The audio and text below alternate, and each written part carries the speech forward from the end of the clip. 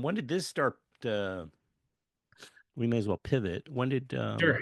this come to fruition? I mean, well, I know when it came to fruition. I mean, this just came out recently, but how long had it been percolating?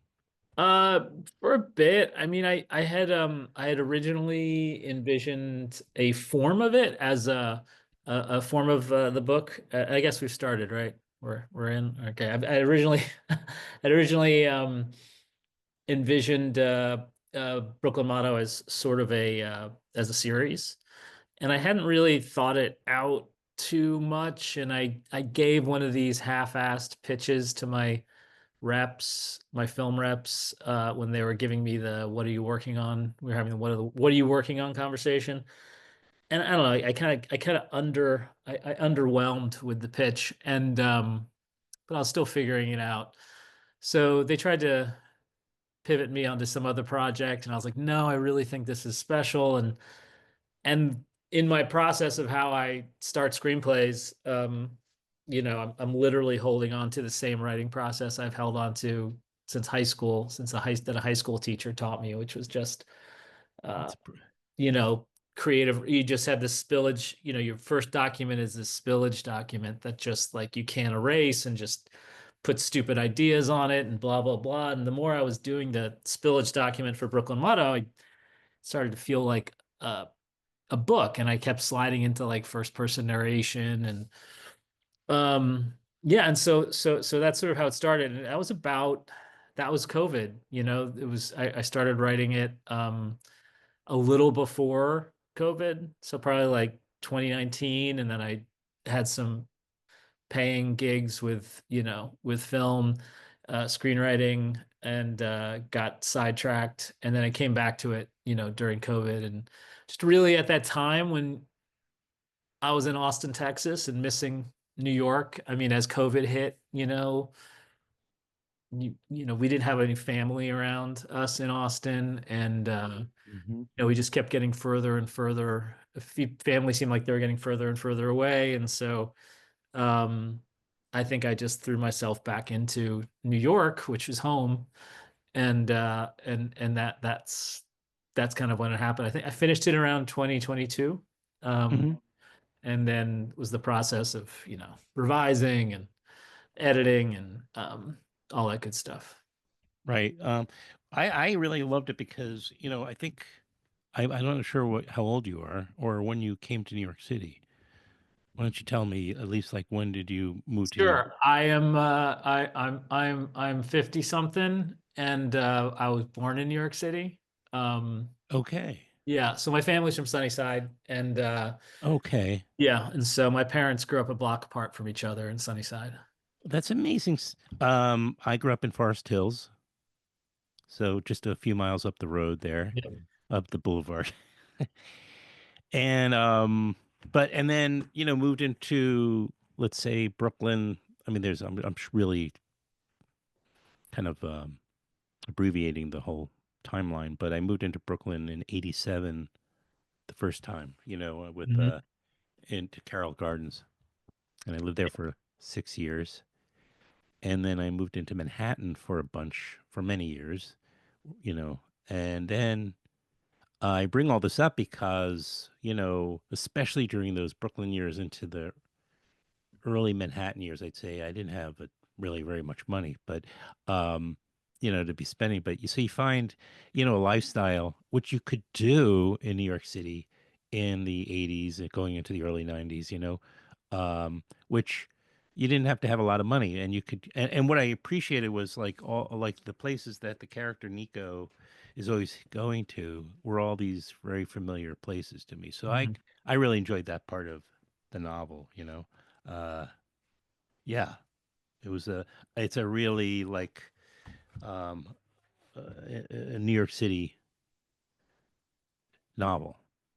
Thank you. Not just a, it's not just a, like kind of like a like a, like a mystery story, but it's also like a real New York City novel, for a certain, especially for a certain, I think, generation, maybe that we both belong to.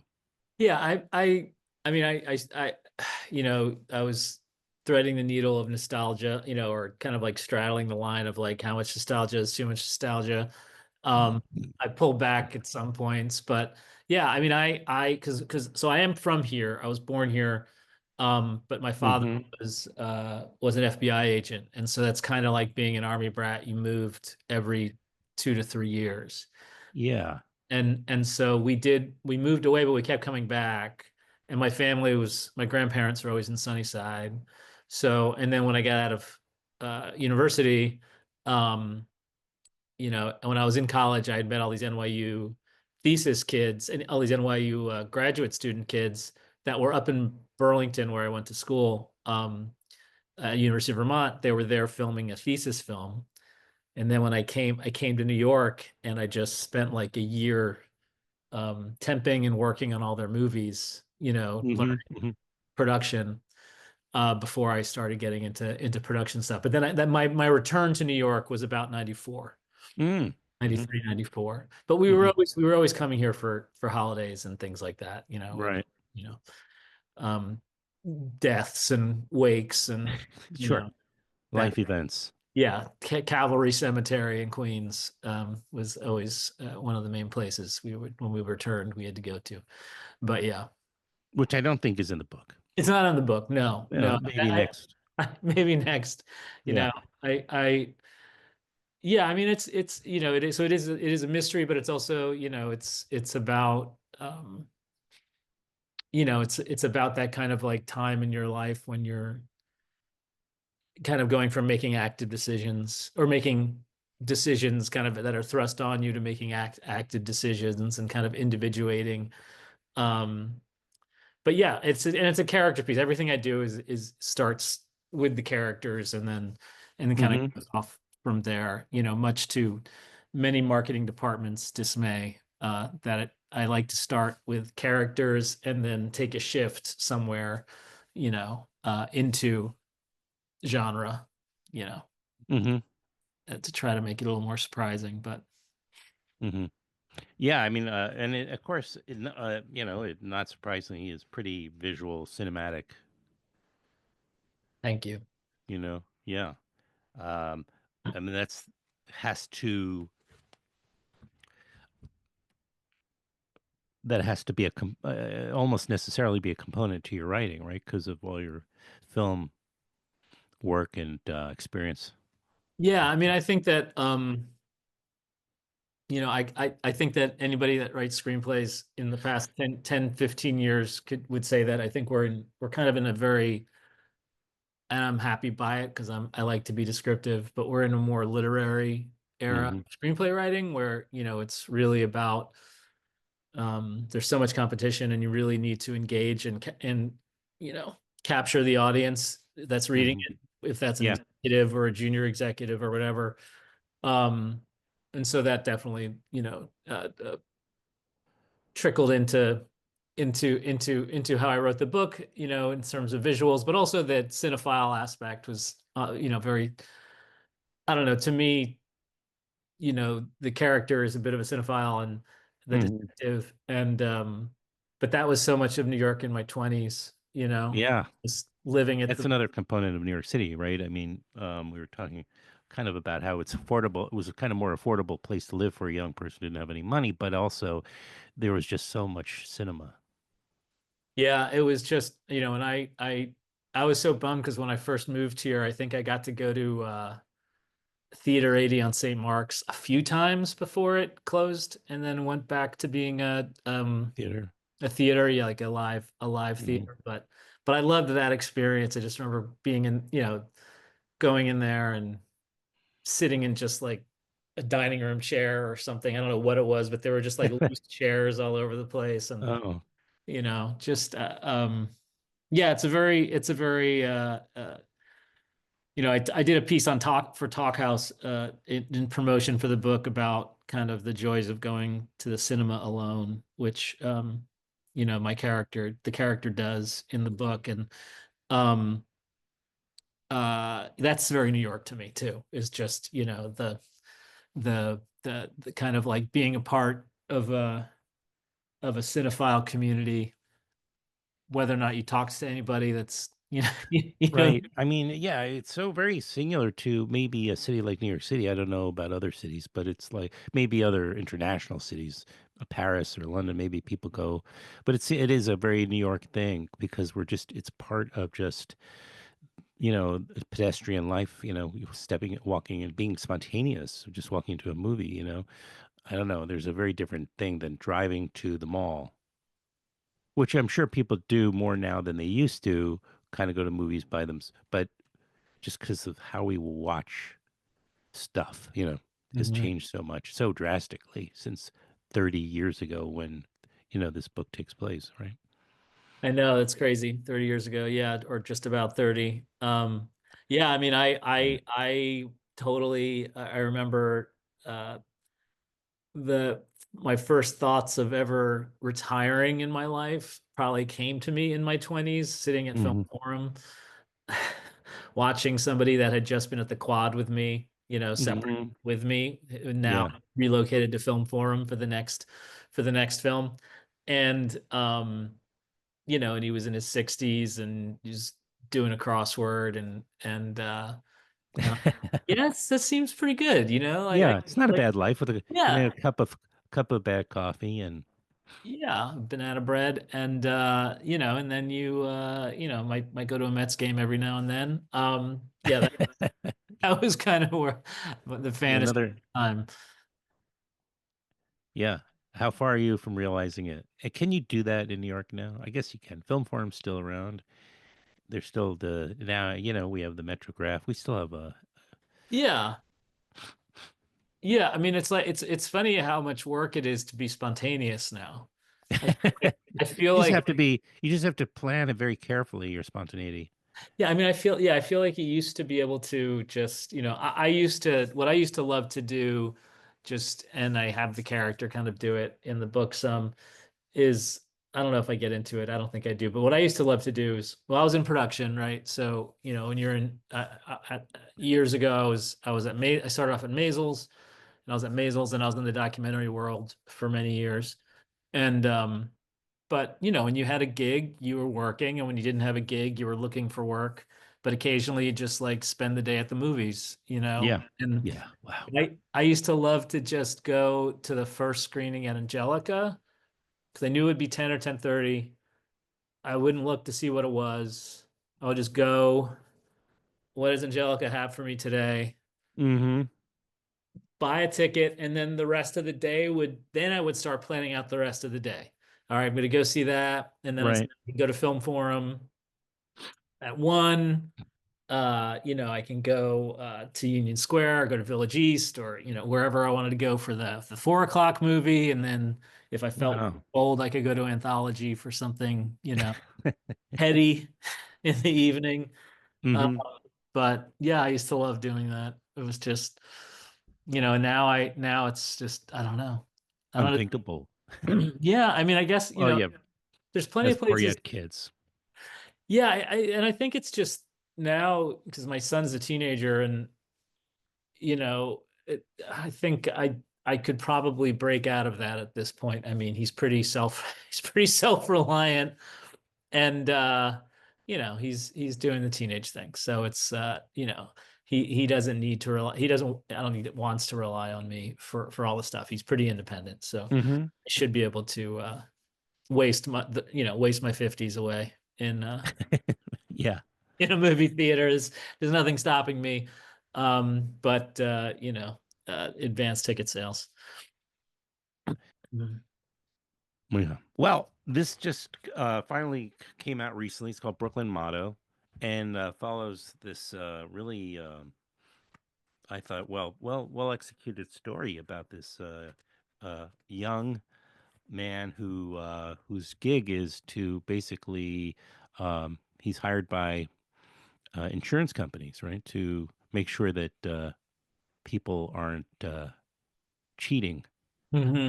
on their compensation, on their insurance compensations. I mean, he's so, and then comes along a murder. Yeah, he sees he normally has a rule of not following cops just because it can lead to trouble. Right. And he ends up following a cop that seems like he's obviously up to no good. And Hmm. while he's watching while he's staking out the cop, two other cops show up and kill And him. then clearly, right. Yeah. Yeah.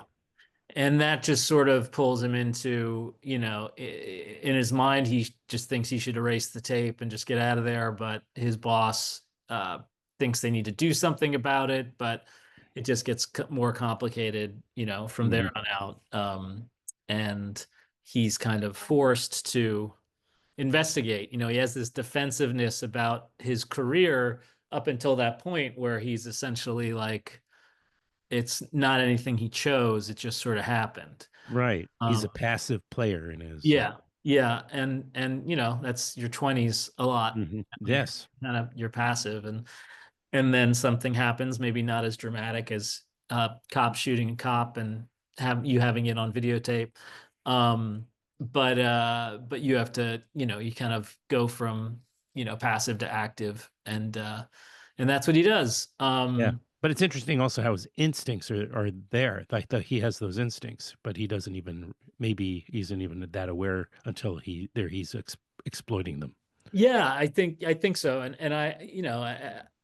it's kind of a total stretch, but it's kind of like emotionally, I put it where I was in terms of production. It was like I was thrust into producing for various reasons before I should have been doing it, and and I ended up getting there and being okay, but it was like I had to.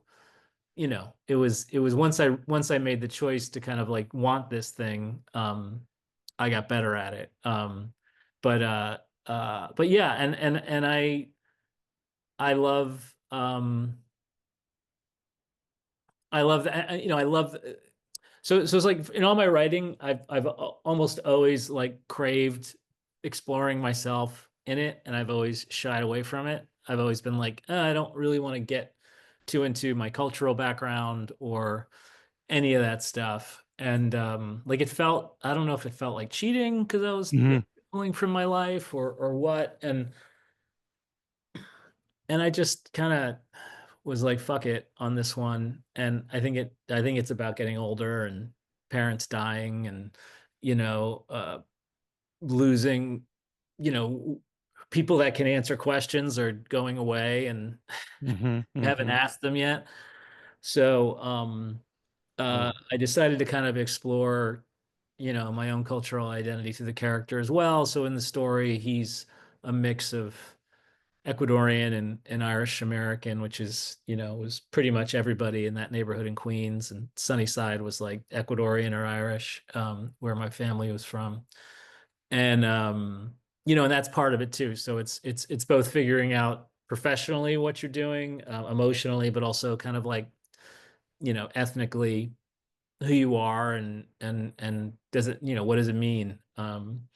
So yeah. are you going to try and write another book, another novel? Yeah, I have I've just yeah, I have the outline and Oh, nice. I Mhm. know I know what I want to do. I'm kind of I'm going to stick to this kind of filmy world because it's what I know. Um, Sure.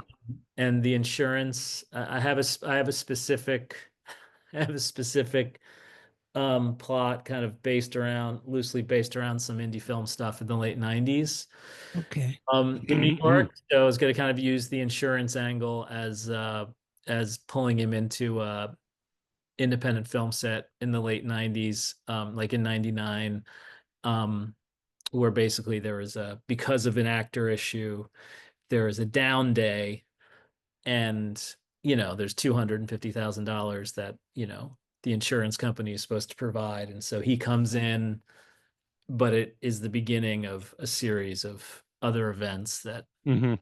show you, more and more and more. So yeah, I am gonna get started on that soon. I've got some day job stuff that I've gotta work on. And now that film at least feels like I'm not gonna say it's back, but it's as a screenwriter, it feels like there's, the oven is warming up a little bit at least. So, Got it. we'll see. So I gotta get that fire burning again.